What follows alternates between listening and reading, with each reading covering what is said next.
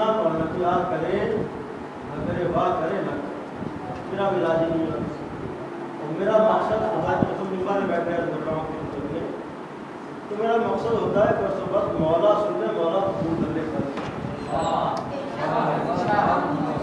پوری دنیا خوش ہو جائے مولا خوش نہ ہو تو ممبر میں آنے کا مقصد پوری دنیا ناراض ہو جائے مولا خوش آج ہو جائے لہٰذا میں کسی بات کو دو چار باتیں رہیں گے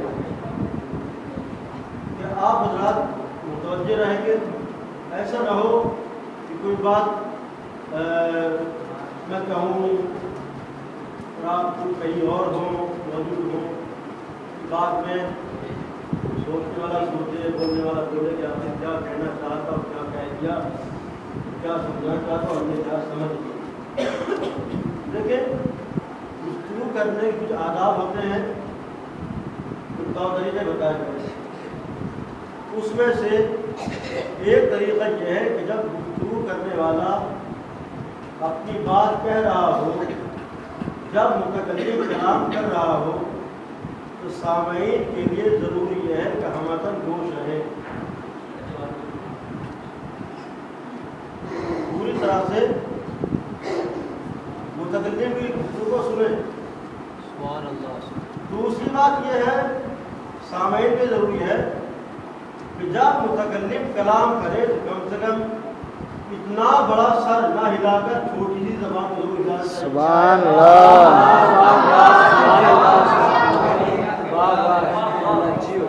ایسا نہ ہو کہ بولنے والا کلام کرنے والا متکلم اپنی بات ختم نہ کر پائے اور یہ سوچنے پر مجبور ہو جائے کہ میاں کیا فائدہ ہے اسے اگر گفتگو کرنے میں جہاں پر نہ کوئی سننے والا ہو کوئی سمجھنے والا ہو بات نہیں میرے لیے سواری آتی ہے میرے لیے گئے حیدرآباد پڑھنے کے لیے ایک روائی پڑھی ہوتا ہے چلے آئے راجہ خانہ سرکار کیا ہوا دوا لے آئے اس سے میرے منہ پہ مانتے آپ نے بات بڑی آسان ہے اور اب میں اشارہ کر کے آگے بڑھوں ایسا نہ ہو کہ سامعین یہ سوچے کہ مولوی صاحب کیا کہنا چاہ رہے تھے اور کیا کہہ گئے کہ ہم تک نہیں پہنچ سکا یعنی ایک وقت آتا ہے جب کہنے والا اپنی بات کہنا چاہتا ہے لیکن سامعین اسے مجبور کرتے ہیں منبر سے نیچے آنے ایک دور میں ہم نے دیکھا کہ سرکار مدینہ کچھ کہنا چاہتے ہیں لیکن مجمع ہے جو کچھ کہنے نہیں دیتا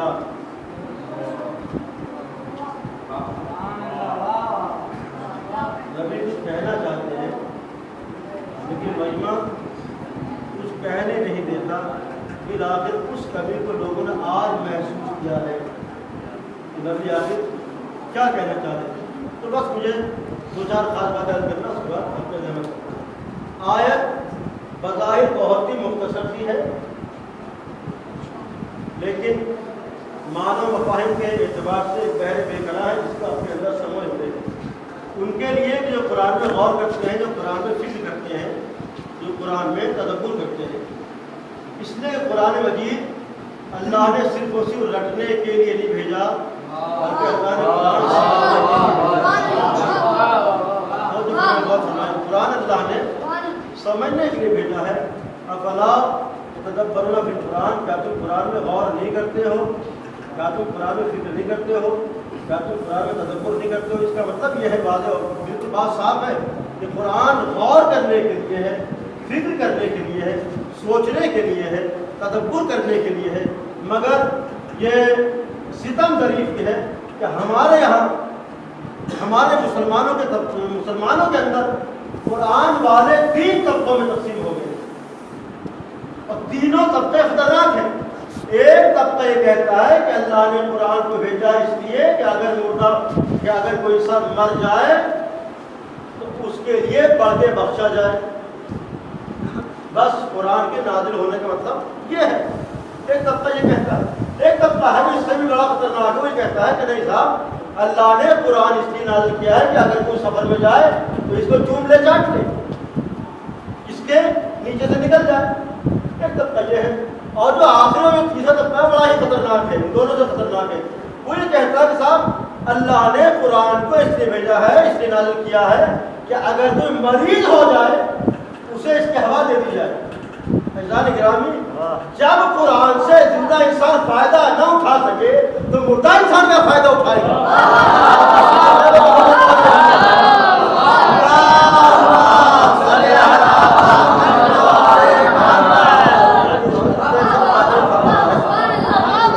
مردہ انسان کیا فائدہ اٹھا سکتا ہے؟ نہیں. عزیزان گرامی, قرآن اللہ نے نازل کیا ہے زندہ لوگوں کے لیے.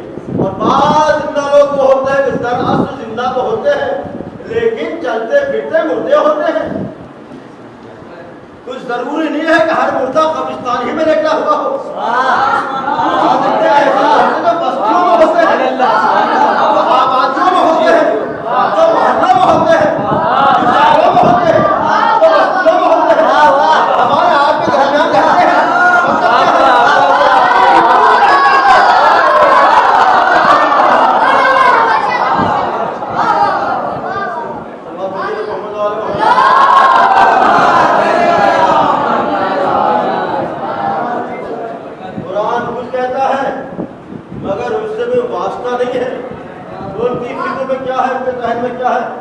جب کوئی مرے گا تو پڑھ کے بخشا جائے گا, سفر میں جائیں گے تو چومیں گے چاٹیں گے, کوئی مریض ہو جائے گا تو اس کی ہوا بس ہوگا. اب طلبا کے میں ایک بات کہوں انشاءاللہ, بڑی لطیف بات ہے. ہم لوگ پڑھتے ہیں پڑھا کرتے ہیں ماشاءاللہ, سب طلبا ہی ہے, ایک طالب علم آپ کی طرح سے. ستم ظریفی یہ ہے, اور یہاں یہ بات کہنے ذرا اچھا بھی لگے گا, ستم ظریفی یہ ہے حال زمانے کی کہ ہم لوگ قرآن کا قصیدہ تو پڑھتے ہیں لیکن قرآن نہیں پڑھنا چاہتے.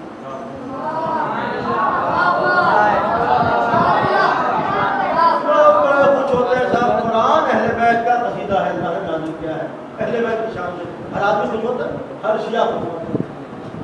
سورہ جو ہے فلاں کی شان میں, سورہ مومن فلاں کی شان میں, فلاں سورہ فلاں کی شان میں. اور جتنا دور اہل بیت کے چاہنے والے قرآن سے ہیں,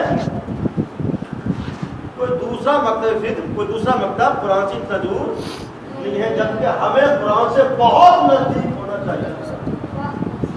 ہم اتنا نزدیک ہوتے, اتنا نزدیک ہوتے. اپنا غور کریں, جناب فضا معصوم نہیں ہے, معصومہ نہیں ہے, ملک نہیں ہے, قدسی نہیں ہے, فرشتہ نہیں ہے, ہمارے آپ کی طرح انسان ہے. لیکن کس منزل پر اپنے آپ کو انہوں نے پہنچایا ہے کہ 20 برس تک مستقل قرآن مجید سے گفتگو کرنا کوئی چھوٹا موٹا کارنامہ نہیں ہے, عظیم کارنامہ ہے. یہ اہل بیت کے در سے اپنے آپ کو وابستہ کر لینے کا نتیجہ ملا ہے. یعنی بات بالکل واضح ہو گئی کہ جو اپنے آپ کو اہل بیت کے در سے وابستہ کر لیتا ہے یا تو کمبر بنتا ہوا نظر آتا ہے,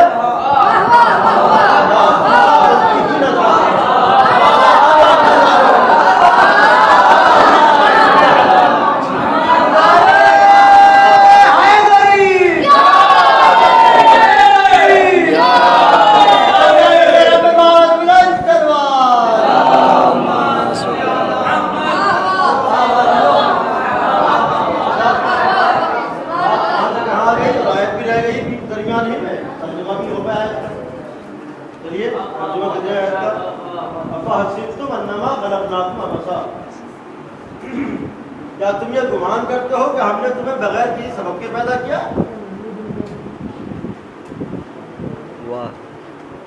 کیا تمہاری خدمت کا کوئی مقصد نہیں ہے؟ سبحان اللہ. ہم نے تمہیں عبث پیدا کیا ہے. اللہ انسان کو غور کرنے کی دعوت دے رہا ہے کہ تم غور کرو اپنی خدمت کے اوپر. پھر قرآن مجید کے اندر ایک آیت ہے, بسم اللہ الرحمن الرحیم, فَلْيَنْظُرِ الْإِنسَانَ مِمَّا خَلَقَ مِن مَّاءٍ دَافِقٍ يَخْرُجُ مِن بَيْنِ الصُّلْبِ وَالتَّرَائِبِ. کیا انسان غور نہیں کرتا ہے کہ ہم نے اسے کس چیز سے پیدا کیا ہے؟ ہم نے اسے نجس اور اچھلتے ہوئے قطرے سے پیدا کیا جو نکلتا ہے کمر اور ریڑھ کی ہڈی کے درمیان سے. یعنی حضرت انسان کی حیثیت اوقات بساط یہ ہے کہ جب ان کا نطفہ ٹھہرا تھا تب بھی نجس. واہ. اور اب ایک قول و بیان میں آپ کی خدمت کروں، اس کے بعد انشاءاللہ اس بات کو واضح کیا جائے. سب کو یاد ہے لیکن چونکہ اس کے ذہن میں آ رہی ہے بات ذکر دی جائے. یہ صاحب خدمت انسان کے متعلق آیتیں پیش کی میں نے. اب مولانا ارشاد فرمایا نبی اللہ کے اندر سب کو یاد ہے بہت ماشاءاللہ ابھی کہاں ہوا ہے. پھر جب بولے حاضر انسان یتکلم بلحم وینظر بشحم ویسمع بعظم ویتلفظ من خلم. تم تعجب کرو انسان کے اوپر کہ جو چربی سے دیکھتا ہے، گوشت کے لوزوں سے بولتا ہے، ہڈی سے سنتا ہے اور دو سوراخ سے سانس لیتا ہے. جس انسان کی حیثیت اتنی ہے، یہ انسان جب بستیوں میں جاتا ہے تو کہتا ہوا نظر آتا ہے انا ربکم الاعلی، میں تمہارا خدائے بزرگ ہوں. یعنی خدائی سے دیتے ہیں تو بس اس اللہ کے لیے جو واحد ہے، یکتا ہے، جو پوری کائنات کا مالک ہے. اگر انسان کہتا ہوا نظر آئے انا ربکم الاعلی، یہ بلندیاں نہیں ہے بلکہ پختیاں ہیں. صلوات بھیجو محمد وعلیہ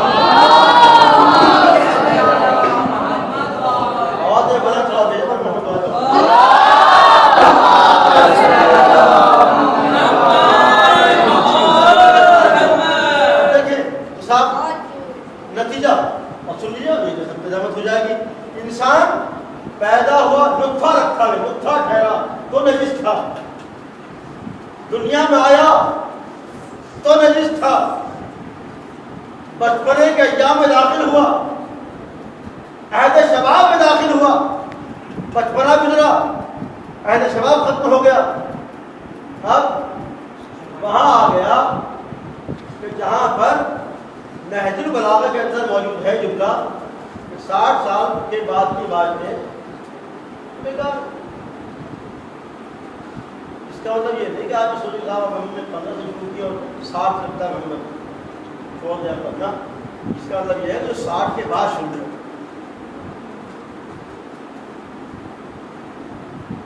پیدا ہوا تو نجس، بچپنے کا ایام میں داخل ہوا، بچپنے کا ایام ختم، عہد شباب میں داخل ہوا، عہد شباب پر عہد پیری میں داخل ہوا اور ضعیفی بھی گزر گئی. بالآخر وہ وقت آ گیا کہ جب بستر مرگ پر پہنچ گیا، یعنی مر گیا. پیدا ہوا تو نجس، مر گیا تو نجس. پیدا ہوا تو حکم تھا کسے غسلے مولود کیا جائے. اور اس کے کان میں اذان کہی جائے، ایک کان میں اقامت مستحب ہے. ایک کان میں اذان کہی جائے، ایک کان میں اقامت کہی جائے. بچپنا گزرا، جوانی گزری، بڑھاپا گزر گیا، مر گیا. اللہ نے کہا کہ سنو اسے ہمارے یہاں ایسے ہی نہ بھیج دینا، بلکہ اسے ہمارے یہاں غسل دینے کے بعد بھیجنا، اس کے بعد نماز پڑھ کے بھیجنا. پیدا ہوا تو اذان اقامت ہوئی، مر گیا تو نماز جنازہ ہوئی. اس کا مطلب بات بالکل واضح ہے کہ انسان کی عمر باسبا اتنی ہے کہ جتنا وقت اذان اور نماز کے درمیان کا ہوتا ہے.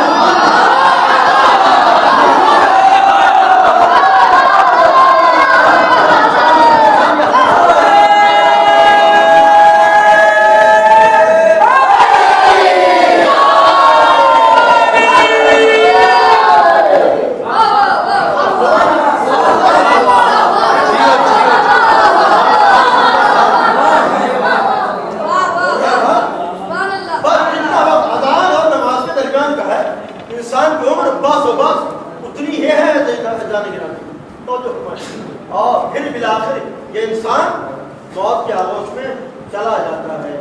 اور ہما شما کی حیثیت کیا ہے؟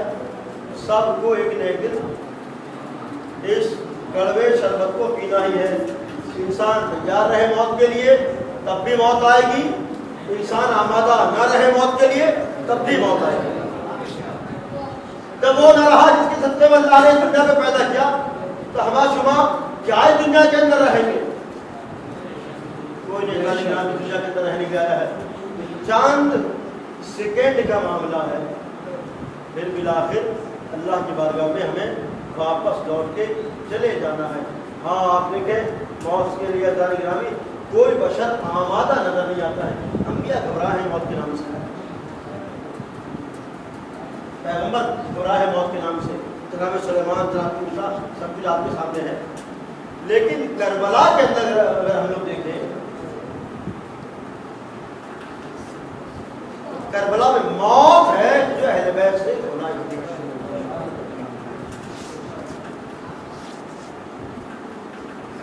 دیکھا تمہارے نزدیک موت کیسی ہے؟